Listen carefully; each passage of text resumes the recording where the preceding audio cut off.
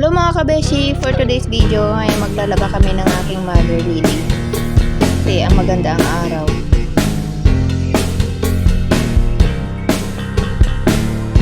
Pero automatic naman yung washing kaya madali lang maglaba ng kabeshi. So ayan na nga at hintay ko nang inaahon yung mga damit. Dahil magbabalaw. Hindi kami nagbabalaw dito kasi sayang yung sabon. Doon kami nagbabalaw sa gripo.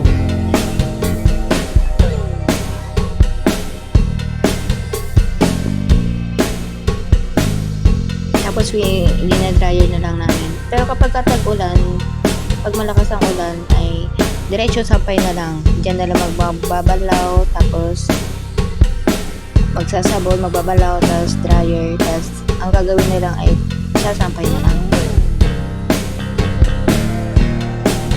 So, Ate Lilia. So, ito lang mga kabeshi, nagbabalaw na ako. Nakasampay na yung ibang damit namin kasi maaga kami nag-umpisa.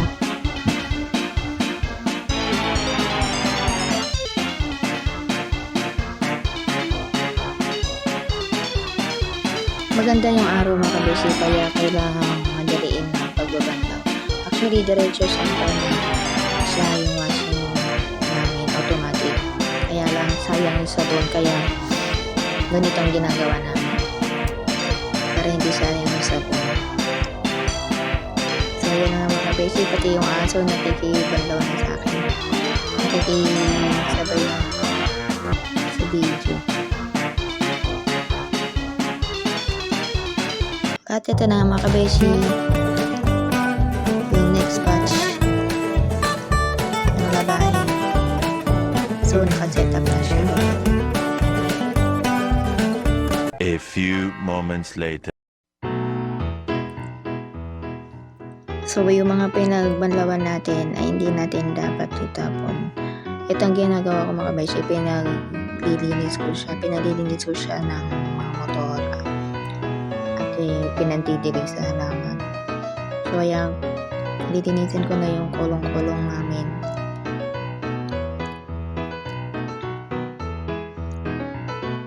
Para hindi sayang yung pinagbanlawan. Tipid sa tubig. So ayan, yung ginagawa ko mga kabeshi. At susunod naman ay pandidilig ko sa halaman tsaka sa mga gulay.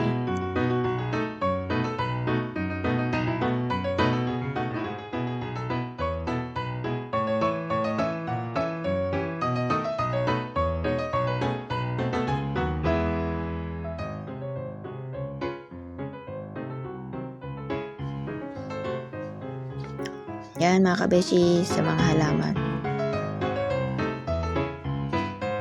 And then sa mga gulay. Yan sa talong.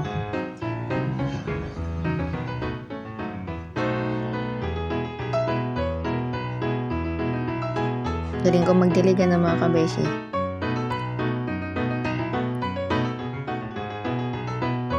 Yan yung mga talong namin. Actually, yung tagal namin pinapakinabangan yung ilang puno na yan. Ang daming bunga. Ilang buwan din namin pinapakinabangan. Kahit ilang puno lang siya, ang dami niya mga bunga. Kapag may tinanim nga naman, may aanihin. Mga kabeshi. So, ayun. Meron pa kaming miracle fruit.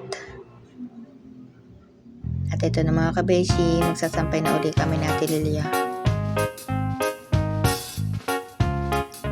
Thank you Ate Lilia sa laging pagtulong sa amin. Hindi ko alam kung saan ko isasampay yung mga yan mga kabeshi. Bahala na si Batman. Basta matuyo siya. Ayun. At yung ibang mga sinampay na tuyo na, kinukuha na ni mother ko para may space daw sa mga bagong labahin. Yan na mga kabeshi.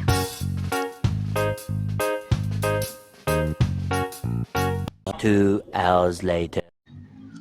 At At ito na mga kabeshi, bago kami kumuha ng sinampay ng aking pinsan uli ay TikTok muna kami.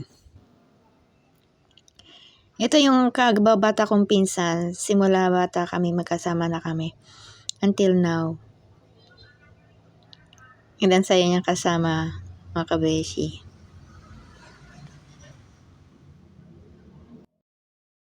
One eternity later.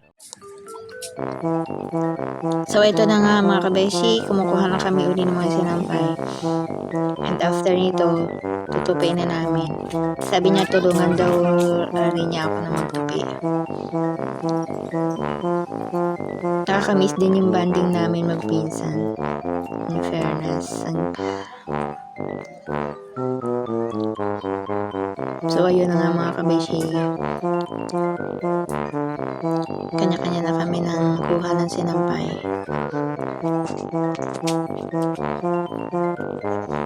Thank you ulit mga kabeshi. And thank you din sa pinsan ko kay Ate Rai. And thank you. See you on my next vlog. Bye-bye.